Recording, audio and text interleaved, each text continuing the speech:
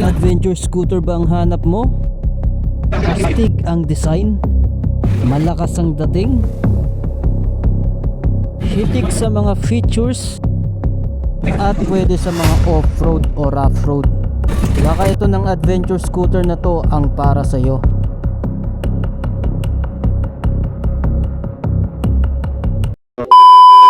Hello everyone, ako nga pala si Cambanatics at tulad nyo, napakahilig ko rin sa motorsiklo. Kaya kung gusto nyo ng mga ganitong contents ay like and follow nyo na ang aking mga social media pages. And I will be your guide para mahanap nyo ang motorsiklo na para sa inyo. Ito ang Bristol ADX 160 version 2. Sa mga dati pang nakakaalam ng ADX 160, ito na po ay version 2.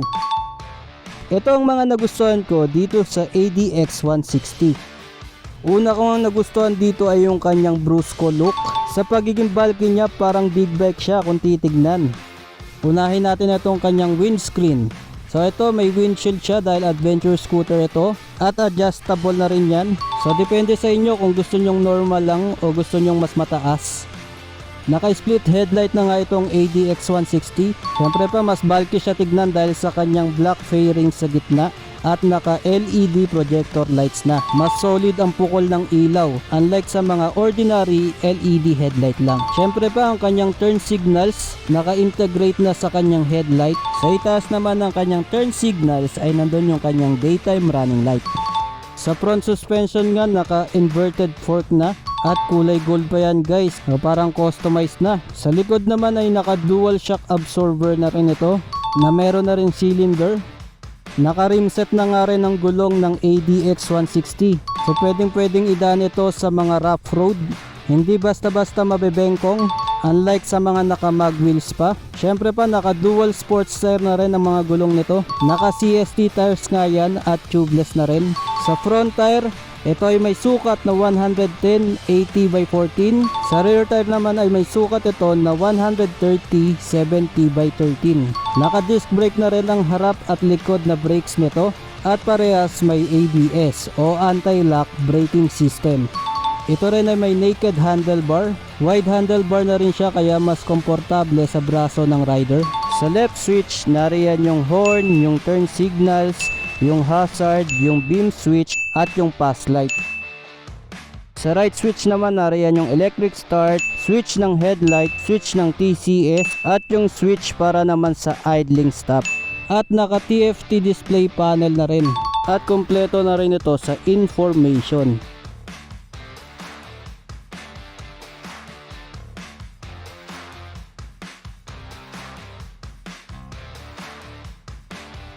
Meron itong button sa gilid para sa configuration ng kanyang dashboard. Single press para sa select at long press naman para sa set o enter. Pwede nga bago-baguhin yung theme ng dashboard. Napaka high-tech na nga rin itong ADX 160 dahil meron na itong phone mirroring.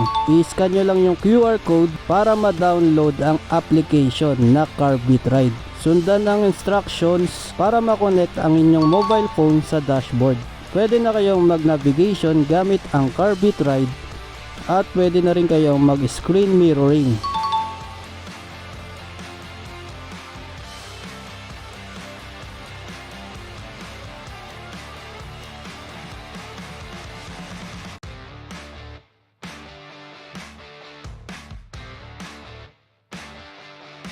Meron din itong malalim na pocket sa gilid at may USB port na rin para sa device charging. Sa kabila naman ito rin ay naka-keyless system at meron din siyang susian para sa physical key kung sakali na malobat yung kanyang remote. Sa remote naman niya ay meron siyang answer back at alarm, kaya parang kotse na rin talaga itong ADX 160.